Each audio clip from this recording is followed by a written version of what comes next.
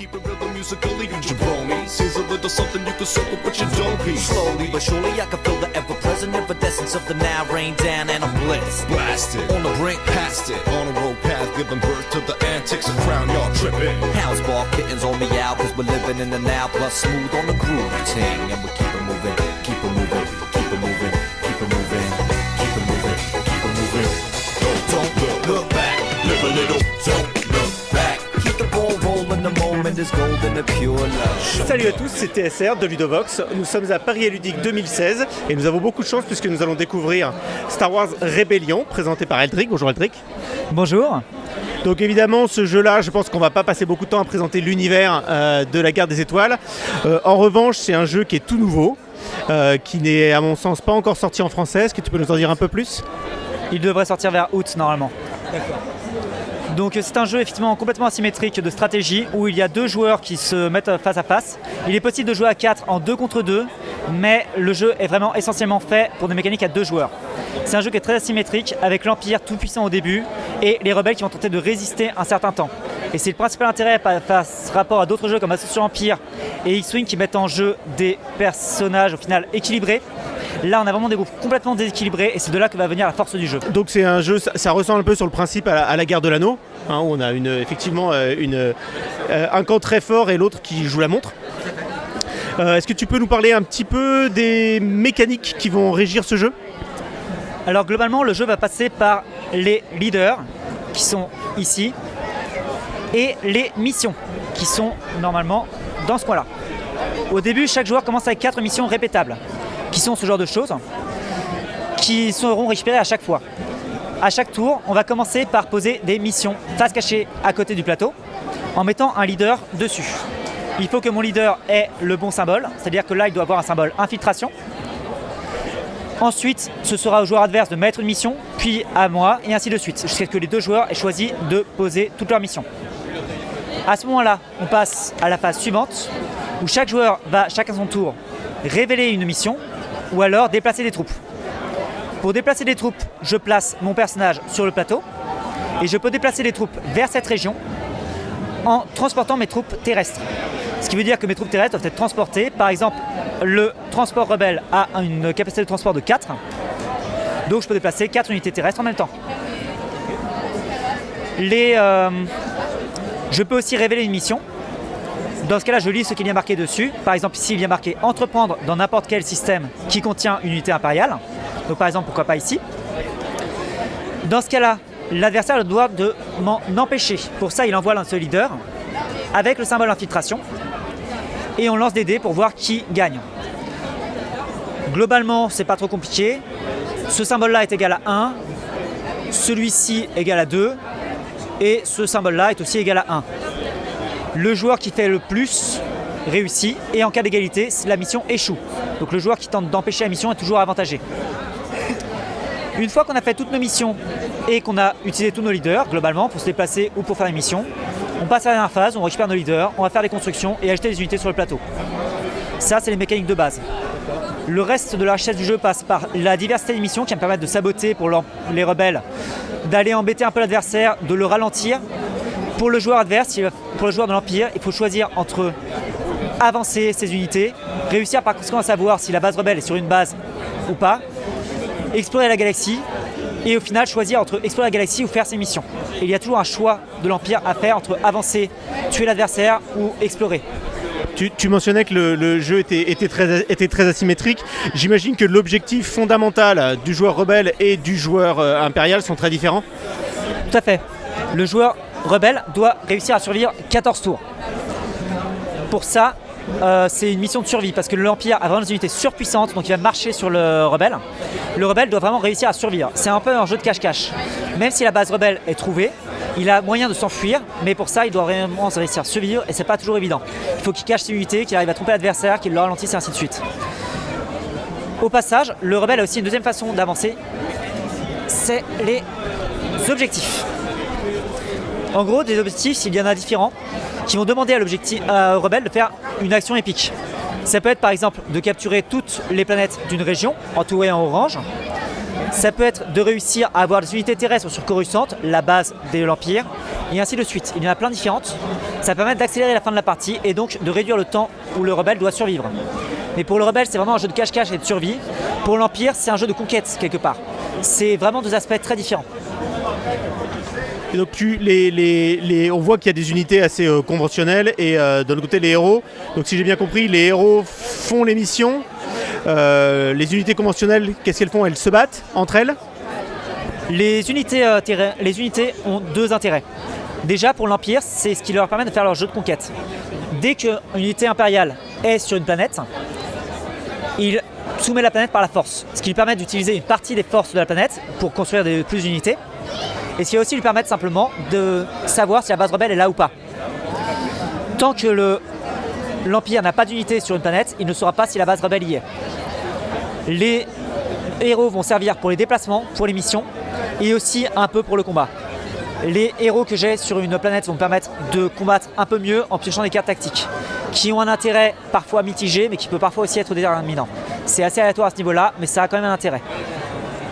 Est-ce que tu peux nous expliquer comment, évidemment, dans Star Wars Rebellion, qui, je pense que tout le monde l'aura compris, parle de la trilogie originale, en tout cas couvre la période de la trilogie originale de la Guerre des Étoiles.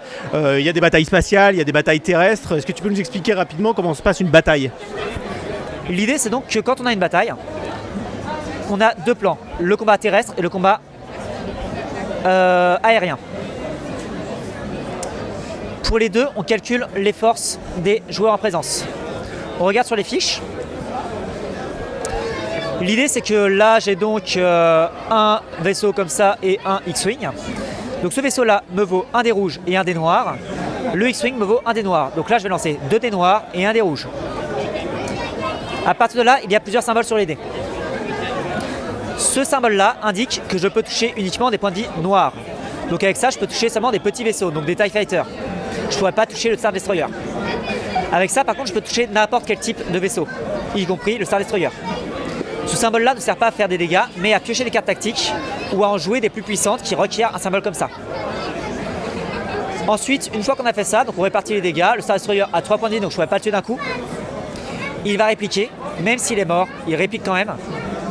On fait la même chose pour l'éther, où on a la même chose en ajustant les valeurs. Donc ici, ce sera 3 dés noirs contre 1 dé noir, 2 dés noirs et 1 dé rouge.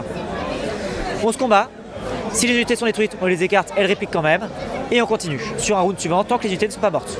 Éventuellement, à la fin d'un round, un joueur peut se replier sur une planète adjacente. Mais c'est l'idée. Est-ce qu'il est possible d'avoir des héros qui s'affrontent, que ce soit dans le cadre alors dans le cadre des missions, ça a l'air assez quasiment mécanique, mais par ailleurs dans le cadre d'une bataille, est-ce qu'on peut se retrouver avec le combat Dark Vador, Obi-Wan Kenobi, etc. Alors en fait, donc déjà effectivement dans les missions ça arrive très souvent, c'est-à-dire que je vais devoir me contrer et par conséquent, au début notamment, pour faire la mission de sabotage qui requiert de la force, il faut que je fasse attention à ce que mon adversaire ait dépensé Dark Vador par exemple, qui est beaucoup plus fort au début que moi. Donc ça fait quand même une sorte de mind game quelque part qui est très intéressant au niveau de l'affrontement. Sinon l'affrontement passe par les missions effectivement et surtout par leur intérêt historique. Par exemple, dans le jeu, j'ai une mission qui me permet d'avoir Luke Skywalker Jedi. Et plus tard, un objectif qui va me demander d'aller affronter Dark Vador. Si je parviens à battre Dark Vador dans cette mission, dans ce cas-là, Dark Vador meurt définitivement. C'est l'une des quelques rares conditions qui permet un affrontement direct. À part ça, ça passe uniquement par les unités qui vont s'affronter sur le champ de bataille.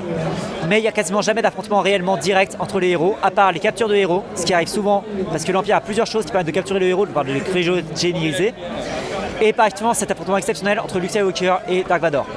Et c'est la seule exception, à part ça, il n'y a pas d'affrontement réellement direct. Bon, évidemment, c'est un jeu qui va forcément faire envie aux fans hardcore de l'univers de la Guerre des Étoiles. J'ai une question qui est un peu double. Est-ce que à la fois des fans vraiment hardcore peuvent rester un peu sur leur faim par rapport à l'immersion que propose ce jeu, et inversement, est-ce qu'il est nécessaire ou important pour pouvoir apprécier ce jeu de bien connaître l'univers de la Guerre des Étoiles? Alors à mon goût, il n'est pas nécessaire de forcément être fan. Connaître, c'est quand même intéressant parce que sinon on rate beaucoup de références et on n'apprécie pas forcément les choses à leur juste valeur. L'intérêt du jeu, ça passe aussi beaucoup par les missions. Chaque mission en fait représente un événement du film. Et en fait, si on connaît cet événement, il y a quelque chose de plus. Après, le fait de... tout n'est pas forcément fidèle, mais malgré tout ça évoque vraiment beaucoup les scènes du film. Et quelque part, ça a justement un effet assez marrant quand on va utiliser la Mira Akbar pour aller détruire l'étoile noire ou je ne sais quoi. C'est très fidèle au film, dans le sens où il y a énormément des scènes qui sont reprises. Et justement, c'est très intéressant parce qu'on va vraiment réécrire quelque part notre histoire du film. Et c'est pour ça que je trouve que le jeu est vraiment excellent à ce niveau-là. C'est bien fait, c'est fidèle, et ça permet vraiment une interprétation personnelle du truc. Il faut juste connaître un minimum parce que sinon on rate beaucoup des références. Mais à part ça, je trouve que le jeu est vraiment très intéressant et vraiment il y a une ambiance qui nous plonge complètement dedans entre la résistance épique des rebelles et l'organisation de l'Empire qui n'est pas toujours facile. Je trouve que c'est vraiment très intéressant et on est vraiment plongé dedans, qu'on connaisse bien ou qu'on connaisse juste un peu. Combien de temps ça prend à peu près une partie? Tu as mentionné que c'était un jeu qui était plutôt orienté 2 joueurs. Une partie à peu près, combien de temps? 2 heures si on connaît bien le jeu. Si on le connaît mal, il faut compter 3. On voit ici que tu as mentionné l'immersion, le fait que ça colle quand même assez proche au narratif du film. Je me pose la question de la rejouabilité. On a un peu toujours les mêmes héros, on a toujours les mêmes planètes, on a peut-être un peu toujours les mêmes missions, j'en sais rien. En termes de rejouabilité, qu'est-ce que tu peux nous dire sur ce jeu? Alors, déjà, ce qu'il faut savoir, c'est qu'on a en fait un sacré paquet de missions. Là, j'ai montré les 4 missions de base, mais il y en a beaucoup dans le paquet. Et même si au cours d'une partie longue, on risque de quasiment toutes les avoir, en tout cas une bonne moitié facilement, on n'aura pas toujours les missions dans le même ordre d'une partie à l'autre. Déjà, ça crée une rejouabilité. Parce que si j'ai des missions qui vont me demander d'aller plus dans le territoire ennemi, je ne vais pas jouer de la même façon. Si j'ai des missions qui me demandent de jouer plus défensif, et pareil pour les objectifs rebelles, ça change déjà énormément le flux de la partie. D'autre part, il y a le fait que les héros n'auront pas toujours les mêmes. On a les 4 héros de base qui sont toujours les mêmes. Mais à part ça, les héros recrutés sont aléatoires. Il y a 8 héros recrutables. On aura le choix parmi un certain nombre de héros à chaque tour. Et du coup, on n'aura pas toujours les mêmes. Je vais avoir des missions qui vont parfois... Je vais avoir des missions plus orientées combat. Parfois des choses plus orientées infiltration. Selon les héros que je vais avoir, selon les missions que j'ai piochées, je ne vais pas jouer de la même façon. Ça va créer une mécanique complètement différente et on ne va pas jouer de la même manière. Il y a plein de façons de jouer Empire, il y a plein de façons de jouer Rebelle. Et sincèrement, de toutes les parties que j'ai vues pour l'instant, j'en ai pas vu non plus une trentaine non plus parce que le jeu n'est pas sorti plus récemment, même en démo. Mais franchement, j'en ai vu aucune qui soit passée pareil. Et c'est des sensations complètement différentes à chaque fois. Je trouve que le jeu est extrêmement riche et personnellement, j'ai vraiment aucune inquiétude sur sa rejouabilité. Donc évidemment, il y a des questions qui nous brûlent les lèvres. Donc ici, on a une étoile de la mort complètement fonctionnelle. Et si tu peux me la placer, on a ici une étoile de la mort pas vraiment totalement fonctionnelle. Enfin, c'est un piège. Donc on peut avoir plusieurs étoiles de la mort dans ce jeu? Tout à fait possible. Comme dans le film, quelque part, il y a l'étoile de la mort et l'étoile noire. En français, dans le jeu, on peut avoir des projets qui sont des missions particulièrement puissantes pour l'Empire, qui lui requièrent du temps pour les prendre, s'il faut qu'il dépense une mission complète pour le faire. Et c'est difficile de faire des missions pour l'Empire parce qu'il a besoin de son temps pour explorer la galaxie. Mais avec ces projets, il peut faire plusieurs choses. Il peut construire des Superstar Destroyers, qui sont une jolie figurine aussi. Il peut construire une nouvelle étoile de la mort. Il peut aussi détruire des planètes, par exemple. Ça fait pas mal de choses et ça fait vraiment pas mal de choses plutôt balèzes. Donc écoute, je pense que ça nous donne une belle idée de tout ce que peut offrir le jeu. Donc pour récapituler, j'ai compris que le jeu était disponible d'ici août dans sa version française. Est-ce que tu peux nous donner une idée de la façon dont il va trouer notre portefeuille, s'il te plaît? À ce que je sache, pour la sortie, ce sera vers les 100 €. Plus tard, il remontera vers les 120. Donc il va y avoir un prix de lancement, puis une augmentation, c'est ce que tu anticipes? Normalement, oui, il est prévu un prix de lancement de 100 €, puis effectivement le prix après normal. C'est cher pour un jeu à 2, mais malgré tout, le matériel et tout ça font que c'est un prix qui peut difficilement être descendu. Ouais, on a effectivement un matériel qui est absolument incroyable. Je pense que dans le champ de la caméra, on ne voit pas la moitié de ce qu'il y a de posé sur la table. Tout a l'air d'une qualité absolument irréprochable. Écoute, je pense qu'on a une bonne idée de la façon dont se passe le jeu. Ça a l'air extrêmement riche. Ça a l'air long et lourd. Tu le conseillerais pour des gens de quel âge? Des joueurs de quel âge? Je dirais à partir de 10 ans, voire 12. C'est conseillé 12 ans sur la boîte, voire 14, mais c'est pas forcément justifié parce que c'est les âges américains qui sont parfois un peu bizarres. Je pense qu'à partir de 10 ans, pour les enfants joueurs, c'est possible. Et je conseillerais plutôt 12 pour la moyenne. Ok, Elric, merci beaucoup. À très bientôt et bientôt sur le Vox.